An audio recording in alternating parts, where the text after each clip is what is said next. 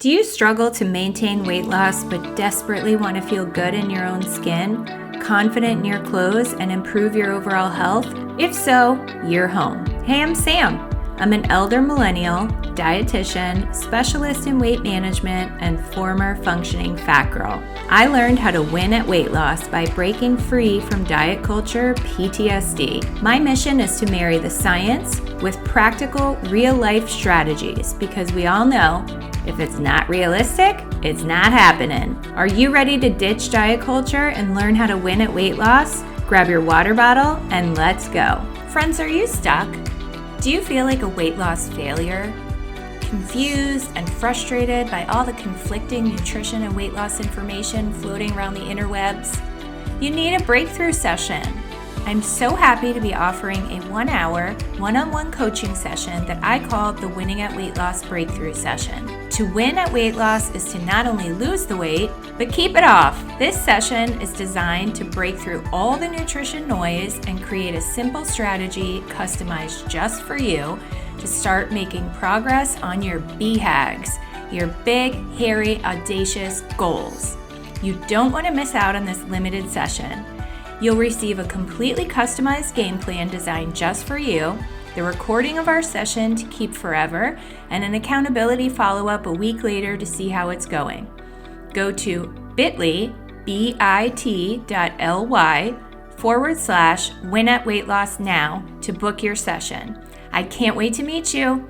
That's bit.ly/win at weight loss now. Okay. Let's hop into today's episode. Hey friends, welcome back to another episode of the More Than a Number podcast. Today we're going to talk about something that honestly can feel like it's too good to be true when you first hear it in the weight loss world, especially if you're an elder millennial like me or even older. It's straight up diet culture blasphemy. And that is this. You can actually eat a pretty good amount of food, feel satisfied, and still be in a calorie deficit for weight loss. I know, revolutionary. Because diet culture has convinced so many of us that if we want to lose weight, we should basically survive on air, sadness, and maybe 3 almonds. Like tiny little bird portions. You know exactly what I'm talking about. Those little 100-calorie snack packs that we all like to try to lie to ourselves and say oh, this will be enough. Half a protein bar, 3 little bites of chicken, and a prayer, right? And then we wonder why by 8 p.m. we are elbow deep in peanut butter, standing in the kitchen wondering what the heck happened. I was so good all day. Well, what happened is you were hungry, Susan. That's what happened. So today I want to talk about volume eating, but volume eating in a realistic, balanced, sustainable, and healthy way. Not social media nonsense, not giant bowls of, sugar-free whipped chemicals pretending to be ice cream. I mean, actual practical strategies that help you create a calorie deficit that does not feel miserable and doesn't make you feel like you are being deprived of anything. Because the goal is not to suffer your way through weight loss. The goal is to build something you can actually sustain long term. Right? Right. Please tell me you said right. Okay, so what is volume eating? First, let's define it and get that out of the way. Volume eating simply means a larger volume of food per meal. Not binge eating, volume eating. And so many of us are used to eating a decent amount of food that our brains and our eyes are used to seeing that on our plates. So then when we try to go on a diet or we go into a calorie deficit to lose weight and we put these tiny little portions in front of us, our eyes look at that plate and they're like, what is this? It's kind of funny too, like in the bariatric world, not funny haha, but funny ironic. In the bariatric world, you guys know I had bariatric surgery and I do work for a bariatric program. I talk to so many patients after surgery who, will tell me that they look at this one scrambled egg in front of them and their brains are like, surely this is not enough food. But then when they go to eat it, especially fresh out of bariatric surgery, one egg can actually be very filling. So there's a lot to be said for, how we kind of train our eyes and our brains to think of what our expectation of a satisfying meal is going to look like. Now, don't get me wrong. I am 100% not advocating for binge eating. We are not talking about binging. I just mean a good amount of food so that our minds, our eyes, and our bellies all feel satisfied when we're done. I also want to pause here for a second to acknowledge that volume eating can look different for different people. Like I was just saying, if you've listened to the show before or you know me in real life, I had gastric bypass surgery almost 20 years ago. So my stomach only has so much capacity, and my level of volume eating is going to be much different than someone who has not had bariatric surgery, and is most definitely much different than what my pre-surgery capacity for volume was. So the specific amount doesn't matter. What matters most is if you feel like you got a good hearty meal in. There's no reason to try to eat like a bird if you want to lose weight. You can still eat a good amount of food and lose weight if you're following the 4 tips I'm about to give you in this episode. And honestly, this is one of the smartest things you can do in trying to lose weight, because one of the biggest mistakes people make is trying to lose weight as aggressively and quickly as possible while eating the smallest amount of food humanly possible. And eventually our bodies are like, respectfully, no, absolutely not. You become obsessed with food. You're hungry constantly. You're irritable. Your cravings go through the roof. That food noise is like out of control. And eventually your brain rebels and is like, we ride at dawn for some Taco Bell. So instead of trying to see how little food you can survive on, we want to ask, how can I create meals that feel abundant, satisfying, nourishing, and supportive while still maintaining a calorie deficit? A healthy calorie deficit, by the way, not an unrealistic, ridiculous deficit that's actually going to screw up our metabolism in the long run. That's the game. All right, I hear you. Spit it out, Sam. What are the 4 tips, right? Here we go. Number 1, we need to load up on non-starchy veggies. This is the biggest and the easiest strategy. If you take nothing else from this episode, take this. Non-starchy vegetables are your absolute best friend in a calorie deficit. Why?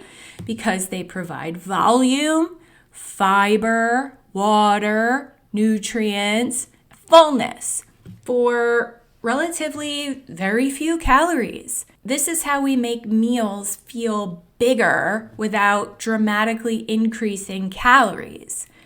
So instead of like a tiny little sad dessert plate with 6 bites of food on it, we create a full, satisfying plate that actually looks generous, abundant. because I say this all the time. We want our plate to look good, exciting, not depressing. Friends, if your plate looks like punishment, your brain is going to treat it like punishment. So what does this actually look like? Maybe half your plate is roasted broccoli or zucchini, cauliflower rice, green beans, salad, cucumbers, peppers, mushrooms, spaghetti squash. If you need help on understanding what non-starchy vegetables are, by the way, just shoot me an email, sam@theanchorednutrition.com. It's also in the show notes to this episode, but just shoot me an email and say, hey, tell me what non-starchy veggies are, and I'll send you a list so you know. Very easy way to remember that is, guess what?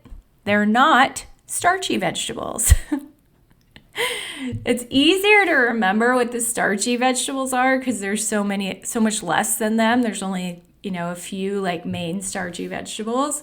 Those are like potatoes of any kind, corn, peas, beans, and lentils. They're not bad. They're just the starchy vegetables. So that's not what we're talking about. All the other vegetables are non-starchy, and those are the ones that have all sorts of amazing benefits like vitamins and minerals and good nutrients, but they're very low in calories. Okay, so we load up half our plate with all of those things, and then we pair that with a good amount of lean protein. Y'all know I'm not going to forget the protein. Good, smart, high fiber, complex carbohydrates. That includes those starchy veggies that I was just talking about. And then our good, healthy fats. So this helps physically stretch the stomach more, slowing down eating, improves fullness, and psychologically, it helps us to feel like we actually ate a good amount of food. Because let's be honest, sometimes part of satisfaction is simply like seeing the amount of food. Because again, if you're looking at this sad little plate of like an ounce of something, in our heads, we're like, well, this sucks. What is this? It's not enough. And kind of ironically, like even if you eat it and you do feel not full, but like you don't feel hungry anymore. So it is satisfying in that way. Like your eyes are not satisfied. Your brain is not satisfied. You're like, nah, that was not enough. So we want to be able to see enough food to make us feel satisfied in all of the ways, not just our bellies, but our minds and our eyes. Similarly, this also works beautifully for snacks. One of my favorite recommendations for clients for snacks are those raw, non-starchy veggies. And so really good ones to get like a good crunch and feel satisfied would be cucumbers, mini peppers, bell peppers. I love chopping up bell peppers and eating them like that.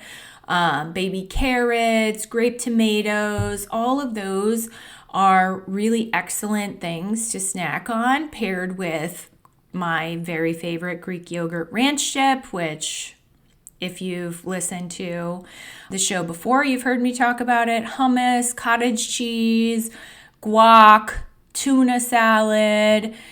The best is that you're getting crunch. No, it doesn't taste like Doritos, but you still get that crunch effect, volume, fiber, satisfaction, and protein. And honestly, friends, like the volume does matter. Size matters, okay? Because if your snack is 4 almonds and a tear, this probably isn't going to go well for you long term, right? So when it comes to our meals and our snacks, the size or the volume does matter. Okay, stop giggling. Tip number 2, prioritize lean protein at every meal. You knew it was coming, guys. You knew it was coming because I will forever be the protein pusher. But there's a reason. Protein is one of the most powerful tools we have for satiety.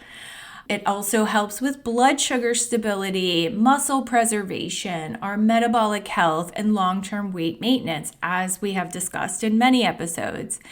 And when you're in a calorie deficit specifically, protein becomes even more important.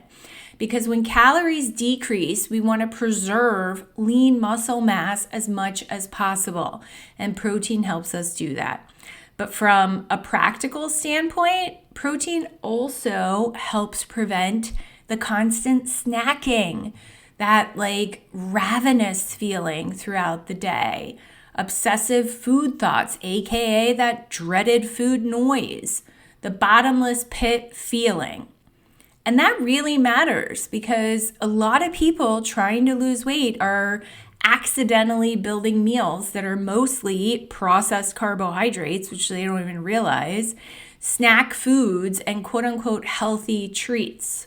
All of those things like, oh, I'll just have a protein bar for breakfast, or I just have a protein shake, or I have those, what are those things called? Those little snack things that have a couple little pieces of turkey and a couple little pieces of cheese and 3 grapes. And people are like, oh yeah, that's my lunch. Okay, cool. But you're going to be hungry 5 minutes later. And that's always comes as a surprise. I can't tell you how many clients will sit there and tell me I eat really healthy, I eat throughout the day, but I feel like I'm constantly hungry. And then when we dive deeper into what they're eating throughout the day, we see why they're constantly hungry. So we want to kind of build our meals around the protein first, even though we talked about the non-starchy veggies first and how important it is to load up on them.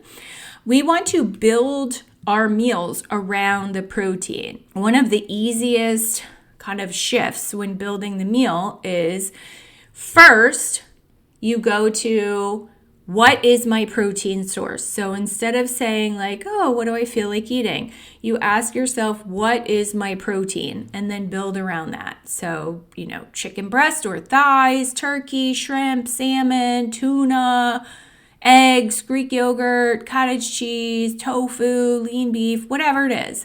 And then we dive in on those non-starchy veggies, the high fiber carbs, and our healthy fats. And then suddenly your meal actually has staying power. That thing is going to keep you feeling satisfied for a longer period of time. Okay, so build around that lean protein. Make sure that is the first piece that you have. And then tip number 3, aside from being the protein pusher, I am also forever and always going to advocate for our high fiber complex carbohydrates. Stop being scared of the good high fiber carbs. Okay, oh boy, here we go. Can we please stop acting like every carbohydrate is trying to personally ruin your life? I cannot tell you how many people are terrified of potatoes and fruit and oatmeal and beans. All these good things, but then somehow feel emotionally bonded to quote unquote healthy protein cookies and snack bars that only leave them feeling starving. I can't tell you how many times I'm doing an intake with a client and we're going through a typical day of what they eat, and they're telling me oh, I can't, I don't eat any carbohydrates because if I eat any potatoes or any kind of carb, it makes me gain weight. And then they'll tell me they eat 3 protein bars in a day and 4 packs of quote unquote protein chips and protein Pop-Tart and all these different things that I'm not saying we can never, should never have, but they become the predominant source of food throughout the day. And the person is not eating actual food. And no wonder why They're overeating because they're starving. So friends, many whole food carbohydrates are incredibly filling and also incredibly healthy and good for us, especially when they contain fiber, water, resistant starch, and actual nutritional value. So examples of those are potatoes, white and sweet potatoes, oatmeal, fruit, quinoa, beans, lentils, popcorn, not drenched in butter, but, plain popcorn, air popped popcorn. These foods can help you stay full for far longer than those tiny little processed diet foods. I don't know about you guys, but some of those quote bars, like protein bars, I can eat 3 of them in a row and be like, all right, I'm still cool. What else you got? And I need you to hear this. A baked potato is not your enemy. I promise you. Even a white potato, it's very nutritious. Chronic overeating because you're constantly starving is the much bigger issue.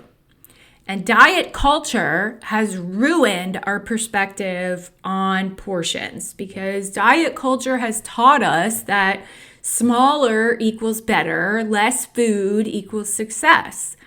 But sustainable weight loss often comes from learning balance, satiety, structure, consistency, not just restriction. Because if your calorie deficit feels unbearable, or if you feel like you're white knuckling your way through that deficit, you're not going to be able to sustain it. And then the final tip is we want to be mindful of liquid calories. This one is a little bit nuanced because there are some exceptions. I'm not talking about a good protein shake. Protein shakes can absolutely be helpful tools.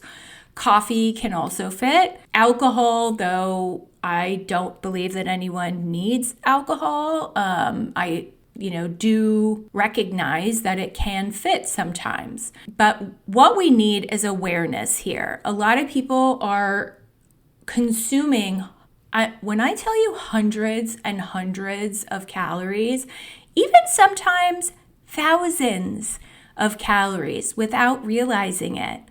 I am not kidding you. Those fancy coffee drinks, I think of frappuccinos and those types of things, soda, sweet tea, juice, the alcohol for sure, and lots of creamers. And liquids generally don't create the same fullness that chewing food does. So if someone tells me I'm starving all day, but they're drinking 700 calories worth of liquids or beverages, that's important information because, again, it's not about perfection.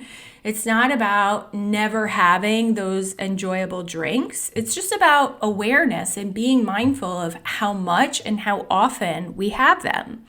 I can't tell you how many people, do a daily intake with me and they tell me in the morning, they have their coffee and then they'll go on. And I always come back to that coffee and say, when you say coffee, what is your coffee?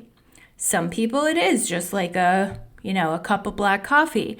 But I would say probably the vast majority of people, it's not actual coffee. It's caramel macchiato or a frappuccino or some fancy coffee drink that, as a former master barista at Starbucks, don't mean to toot my own horn or anything, but I am well aware of the calorie and sugar content and everything of those drinks. So I know how easy it can be to pile on, easily 700, 1,000 calories just from those types of drinks. Okay, so we want to be very, very mindful of that. Volume eating is not binge eating.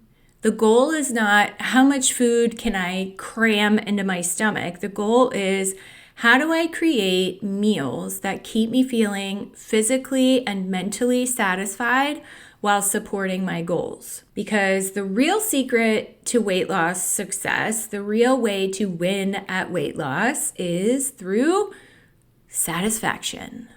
And honestly, this is the part that people underestimate the most. You have to feel satisfied enough to repeat your eating pattern consistently. So when we have this expectation that in order to lose weight, our food has to be boring and miserable, then we feel bored and we feel miserable and we don't want to keep doing that. So we want our food, we want our meals to be satisfying so that we want to continue to repeat that pattern, right? Because if every day feels restrictive and miserable, eventually the pendulum swings and then we say the heck with this and we go off the rails. So that's where that binge eating comes into play. We go back to overeating constantly. We have these cheat weekends, it usually starts with a cheat meal and then it becomes the whole day and then it's the weekend and then we're just cheating and we're off the rails. And those are those all or nothing spirals. So that's, can be how it begins. Not because you're weak, but because your plan was too aggressive and unsatisfying to sustain. And this is why bringing it back to identity is so important. And that we always bring it back to identity. People stuck in diet culture often think, how little can I eat and still survive? But people focus on long-term maintenance think, how can I eat in a way I can sustain for the rest of my life? That's the difference. The latter is mature, it's strategic, it's sustainable. Okay? And these are the things that we work through and that we talk about inside my Winning at Weight Loss programs. And we get started on that through the breakthrough session because sometimes people don't actually need more restriction. Shockingly, we don't need another low-carb diet or another meal plan downloaded from Pinterest. Sometimes we just need help creating realistic calorie targets, balanced meal structures, satisfying meals, protein goals, practical strategies for real life.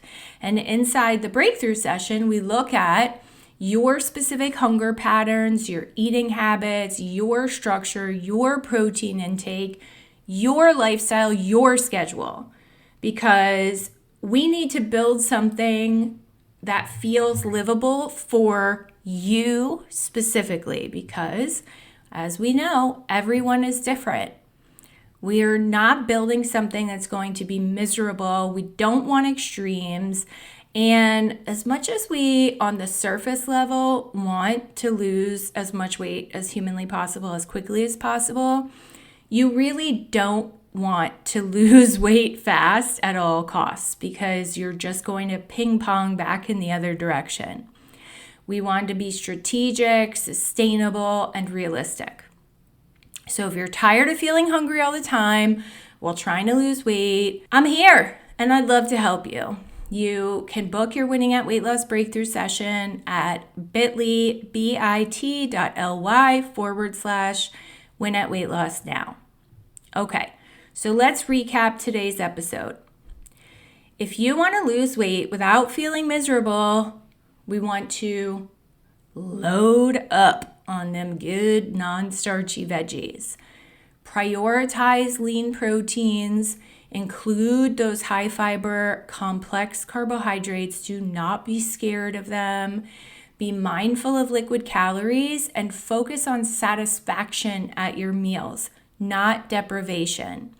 Because sustainable weight loss is not built on eating the least amount of food as possible. It's built on learning how to eat enough to feel satisfied while still supporting your goals. You do not need to suffer your way through a calorie deficit. You need strategy. All right, friends, I hope this episode helped you today. If it did, please send it to somebody who needs to hear it. And if you haven't yet, it would really mean the world to me if you could take a minute just to leave a quick review for the show on Apple Podcasts because it really helps more people who need it to find the show. I love you, God loves you, and I'll see you right back here next week. Hey friend, I hope you feel empowered by this episode.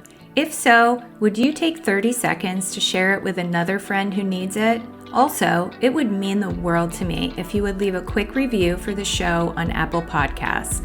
Your reviews are what helps it get seen by more people who need it. Okay, time to go show up for myself, and I hope you do the same. I'll meet you back here next week for another episode. Have a blessed day.